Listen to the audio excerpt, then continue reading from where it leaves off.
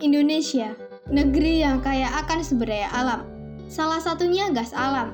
Pada tahun 2000, Indonesia menjadi negara Asia tertinggi dan menduduki peringkat ke-6 di dunia dalam memproduksi gas alam. Total produksi saat itu mencapai 70,5 juta meter kubik per tahun. Sementara itu, pada tahun 2018, produksi gas alam Indonesia mencapai 73,7 juta meter kubik. Namun, peringkatnya turun hingga mencapai posisi 11. Penurunan peringkat ini terjadi karena permintaan gas alam di dunia mengalami peningkatan, di mana Indonesia menjadi salah satu negara pengekspor gas alam. Sehingga, hal ini berdampak pula pada ketersediaan gas alam di Indonesia. Hal ini sejalan dengan data laporan penyusunan neraca arus energi Indonesia tahun 2014 hingga 2018, di mana input gas alam di Indonesia pada tahun 2014 yaitu 2.690 petajoule, tahun 2015 yaitu 2.644 petajoule, tahun 2016 yaitu 2.605 petajoule, tahun 2017 yaitu 2.496 petajoule, dan tahun 2018 menjadi 2.541 petajoule.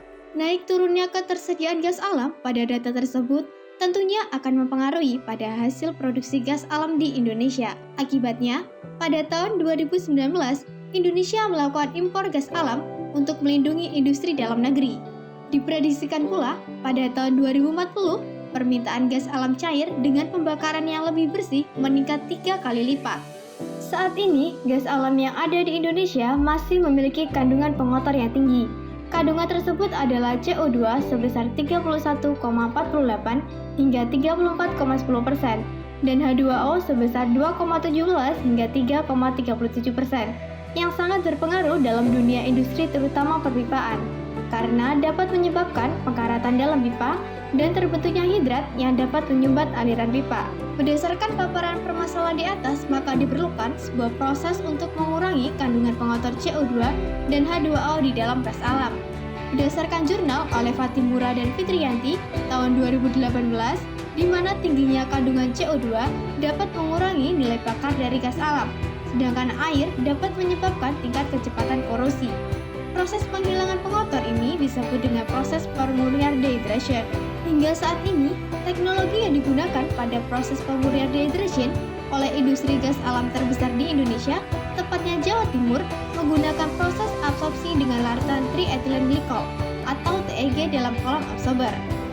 Akan tetapi, proses ini memiliki kelemahan, yaitu dapat menimbulkan hilangnya glikol yang diakibatkan kontaminasi dengan hidrokarbon aromatik dan kemampuan memikat asam yang kurang baik, sehingga akan meningkatkan biaya produksi. Berdasarkan fakta tersebut, maka kami mahasiswa dari Universitas Brawijaya perkenalkan saya Amanda Sarwanita bersama rekan saya. Yang pertama ada Salza Amalia Putri Ari Budianto, yang kedua ada Akmal Astuwijaya.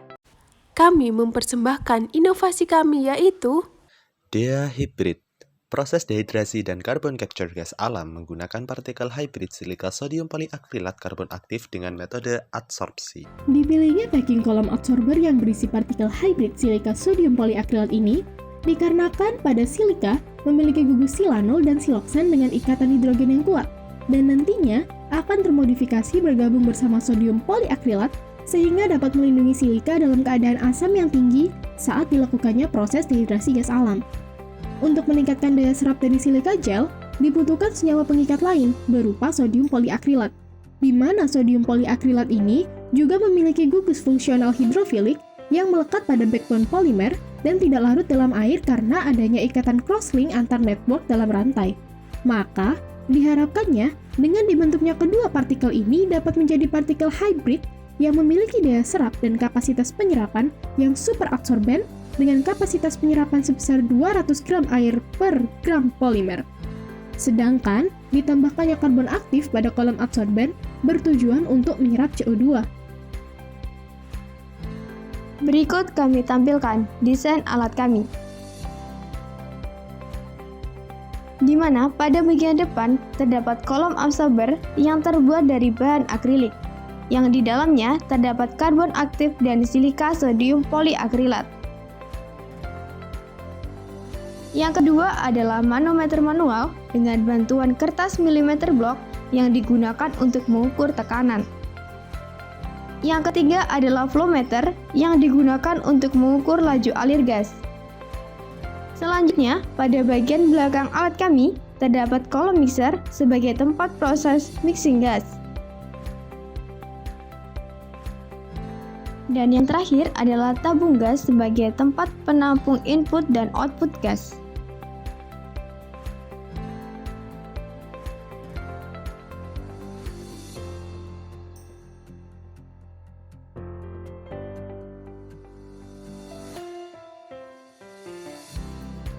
Gas CO2 dan biogas dialirkan masuk dari tabung input melalui selang yang dilengkapi valve.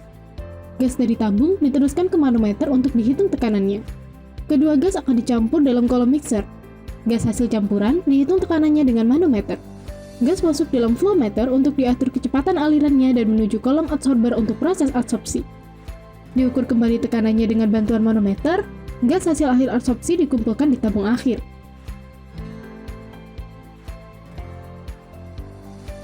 Dengan inovasi baru kami ini, tentunya dapat memberikan manfaat, di antaranya yaitu 1. Mendapatkan gas alam yang berkualitas tinggi dengan kandungan air sesuai standar perindustrian dan mengurangi kandungan pengotor CO2 sehingga nilai jual dapat meningkat. 2. Bahan adsorben yang digunakan memiliki kemampuan mengikat air dan asam yang cukup baik serta mudah diregenerasi sehingga dapat memperkecil biaya produksi. Dengan telah terbuktinya efektivitas penerapan kolom adsorben, dapat menjadi kontribusi nyata kami dalam memberikan solusi yang efektif pada proses dehidrasi dan mengurangi kandungan CO2 pada industri gas alam di Indonesia ke depannya.